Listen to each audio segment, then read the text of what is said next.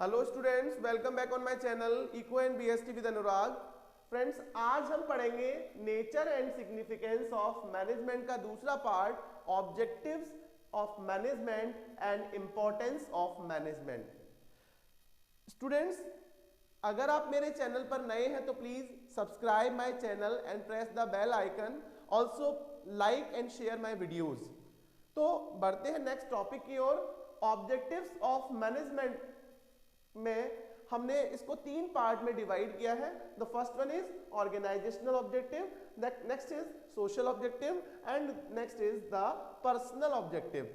अब देखिए, एक ऑर्गेनाइजेशन के लिए या किसी भी बिजनेस कंपनी के लिए, बिजनेस फर्म के लिए उसका मेन ऑब्जेक्टिव क्या रहता है। सपोज मैंने कोई बिजनेस स्टार्ट किया तो मैं अपने बिजनेस के रिगार्डिंग क्या सोचूंगा कि मेरा बिजनेस क्या हो, वो प्रॉफिट मेकिंग हो, मेरा बिजनेस लॉन्ग रन सर्वाइवल करे या लॉन्ग रन में चले, लॉन्ग रन तक चले, और मेरा बिजनेस वो ग्रो करे। तो ये किसी भी बिजनेस का मेन ऑब्जेक्टिव होता है, जिसको हम क्या बोल देते हैं, ऑर्गेनाइजेशनल ऑब्जेक्टिव। क्या है देखिए, प्रॉफिट मेकिंग करना। Next is survival and growth. तो profit, survival and growth are the organisational objectives of management या किसी भी ऑर्गेनाइजेशन का। दूसरा है सोशल ऑब्जेक्टिव्स। अब देखिए, किसी भी ऑर्गेनाइजेशन का सोसाइटी के रिगार्डिंग क्या ऑब्जेक्टिव, उसकी सोसाइटी जो जिस सोसाइटी में वो एग्जिस्टेंस कर रहा है उस सोसाइटी के रिगार्डिंग उसके ऑब्जेक्टिव्स क्या क्या होते हैं।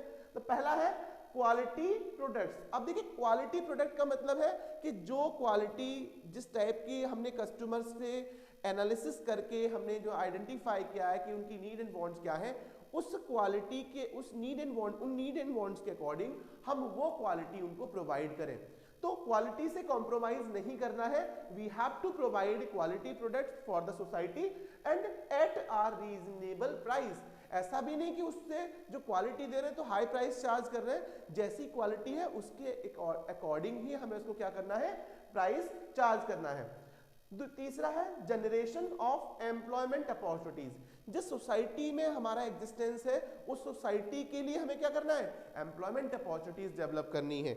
हमें जो जॉब वैकेंसीज हैं, जॉब्स हैं, वैकेंसीज हैं, या फिर हमारी जो पोजीशंस हैं, उन पोजीशंस के रिगार्डिंग अपॉइंटमेंट्स करने हैं तो हमें कहीं ना कहीं सोसाइटी से ही करने पड़ेंगे। तो it is another objective of the organisation for the society. Next is organizing educational, health and vocational training programs. अब देखिए, क्यों सोसाइटी ये काम करती है, बिजनेस मैनेजमेंट कंपनी या बिजनेस कंपनी क्यों सोसाइटी के लिए एजुकेशनल या हेल्थ या वोकेशनल ट्रेनिंग प्रोग्राम कर रही है? बिकॉज इसका जो इनडायरेक्टली जो इम्पैक्ट पड़ेगा वो उस ऑर्गेनाइजेशन के लिए ही पड़ेगा। जिस सोसाइटी के लोग पढ़े लिखे होते हैं, जिस सोसाइटी के लोग हेल्दी होते हैं, जिस सोसाइटी के लोग एक तरीके से काम करते रहते हैं या जो प्रोडक्टिव होते हैं, उस सोसाइटी में डेवलपमेंट ज़्यादा होता है, उस सोसाइटी में बिजनेस ऑर्गेनाइजेशंस को फायदा ज़्यादा होता है और उस सोसाइटी में बिजनेस ऑर्गेनाइजेशन सक्सेसफुल हो जाती हैं। तो इनडायरेक्टली और डायरेक्टली ऑर्गेनाइजेशन के लिए फायदा है अगर वो educational, health and vocational training programmes organise करें फॉर द सोसाइटी। लोगों का स्टैंडर्ड ऑफ लिविंग बढ़ेगा, उनकी इकोनॉमिक वेल्थ बढ़ेगी, उनका स्टेटस बढ़ेगा। इस तरीके से क्या होगा, इनडायरेक्टली वो हमारी ऑर्गेनाइजेशन के लिए ही फायदा होगा। Next is using eco friendly methods. देखिए, इको फ्रेंडली का मतलब है एनवायरमेंटल फ्रेंडली, कि हम पॉल्यूशन ना करें, कोई सा भी पॉल्यूशन, जैसे हमारा हो गया वाटर पॉल्यूशन हो गया, एयर पॉल्यूशन हो गया, साउंड पॉल्यूशन, नॉइज पॉल्यूशन जिसको कहते हैं, ऐसे बहुत सारे हमारे पॉल्यूशन है, वो पॉल्यूशन हम ना करें। हमें क्या करना है, हमें वो मेथड्स ऑफ प्रोडक्शन यूज करने हैं जो क्या हो, इको फ्रेंडली मेथड हो, जिससे सोसाइटी पर उसका इंपैक्ट का ना पड़े। दूसरा है, अब देखिए ये हमारे ऐसे और भी हमारे सोशल ऑब्जेक्टिव हो सकते हैं। Now come to the personal objectives. देखिए, किसी भी ऑर्गेनाइजेशन के एम्प्लॉइज के रिगार्डिंग उसके क्या ऑब्जेक्टिव्स होते हैं वो यहाँ स्टडी करते हैं। First is competitive salary. किसी भी एम्प्लॉय को क्या है, उसकी सैलरी सबसे ज्यादा इंपॉर्टेंट रहती है। ऑर्गेनाइजेशनल ऑब्जेक्टिव तो हमारा है ही है, साथ के साथ वो ये देखता है कि मुझे कितना, जो मैं काम कर रहा हूं उसके बदले मुझे कितना पैसा मिल रहा है एज अ सैलरी या जो भी वेजेस वगैरह है। तो वो जो वेजेस है या वो जो सैलरी है वो हमारे ऐसे होने चाहिए जो कि उस जॉब के हिसाब से हो। कॉम्पिटिटिव हमारा सैलरी स्ट्रक्चर होना चाहिए। इसका मतलब ये भी नहीं कि अपनी ऑर्गेनाइजेशन अपनी फाइनेंशियल कंडीशन के से ज्यादा या फाइनेंशियल जो पोजीशन है उससे ज्यादा वो जो है सैलरी दे, अपनी फाइनेंशियल पोजीशन को भी ध्यान में रखना चाहिए एंड साथ के साथ मार्केट में उस जॉब के रिगार्डिंग क्या सैलरी स्ट्रक्चर चल रहा है उस सैलरी स्ट्रक्चर पे भी हमें क्या करना चाहिए, उसको ध्यान रखना चाहिए और कॉम्पिटिटिव सैलरी एम्प्लॉइज को प्रोवाइड करानी चाहिए सो that they will get satisfied and they will think that कि जो भी पैसा मिल रहा है उनको उसके हिसाब से मिल रहा है and they will always satisfy and they will produce more and more units या जो भी काम वो कर रहे हैं ऑर्गेनाइजेशन के लिए वो अच्छे तरीके से करेंगे। Promotion, training, personal growth and development of employees. किसी भी ऑर्गेनाइजेशन का अपने एम्प्लॉइज के रिगार्डिंग एक और ये ऑब्जेक्टिव होता है कि वो टाइम टू टाइम अपने एम्प्लॉय को प्रमोट करे, उनके करियर के रिगार्डिंग उनका डेवलपमेंट करे, उनका ओवरऑल जो वो काम कर रहे हैं, जिस पर्टिकुलर जॉब पर वो अभी काम कर रहे हैं उसके रिगार्डिंग ट्रेनिंग उनको दे so that they can acquire easy or they can acquire more knowledge regarding that job. So overall उनका डेवलपमेंट हमें करना है जिससे फ्यूचर में आगे चलकर वो कहीं पर भी सरवाइव कर सकें। Next is peer recognition, self respect. अपने एम्प्लॉइज में प्रॉपरली उनका एक रिकॉग्निशन, एक रिकॉग्नाइजेबल एक पोजीशन होनी चाहिए एंड आफ्टर दैट उनका एक सेल्फ रिस्पेक्ट भी होना चाहिए। ऐसा नहीं कि साहब हम अपने एम्प्लॉइज की कोई भी किसी भी टाइम पर उनको ना पूछें, हर समय ये है उनको इस तरीके से करें जिससे जैसा उनको बुरा लगे, जिससे उनको बुरा लगे। तो हमें क्या करना चाहिए, अपने एम्प्लॉइज को एसेट्स की तरह ट्रीट करना चाहिए, हमें उनका सेल्फ रेस्पेक्ट को उनके सेल्फ रेस्पेक्ट को ध्यान में रखना चाहिए। Next is good and healthy working condition. Good and healthy working condition का मतलब है कि हम ऐसे मेथड्स यूज करें जो ऐसी एनवायरमेंट ऐसे वर्किंग कंडीशन यूज करें जो कि उनके फेवरेबल हो। जैसे क्या है कि बहुत ज्यादा गर्मी है तो हम उसको हम ठीक कर सकते हैं, वहाँ फैन, एसी, कूलर वगैरह लगा सकते हैं जिससे क्या हो वो आराम से काम कर सके और जिससे क्या होगा वो हेल्दी भी रहेंगे और साथ के साथ हमारे लिए प्रोडक्टिव भी ज्यादा रहेंगे। तो किसी भी ऑर्गेनाइजेशन के लिए बेसिकली ये 3 ऑब्जेक्टिव्स होते हैं। The first one is organisational, second one is social and the third one is human objective या फिर पर्सनल ऑब्जेक्टिव और इसको इंडिविजुअल ऑब्जेक्टिव्स भी कहते हैं।